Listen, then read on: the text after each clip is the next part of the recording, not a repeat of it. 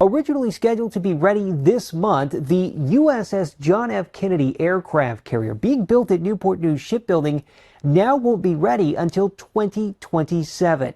I'm News 3 reporter Colter Anstad. The delay means the Navy will be short a carrier for a little bit. This is going to have a huge impact. The USS John F. Kennedy, the Navy's next carrier to join the fleet, needs more time for work on the system that stops planes when they land and the system that brings ordnance up to the flight deck. That's according to a Department of Defense budget document.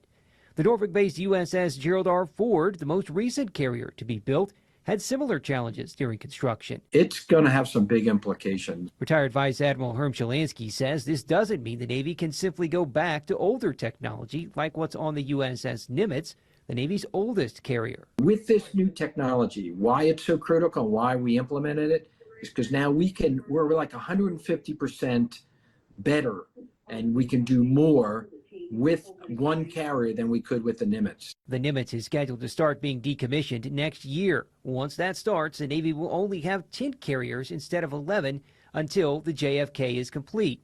Shelanski says having one less carrier means longer deployments for the remaining carriers.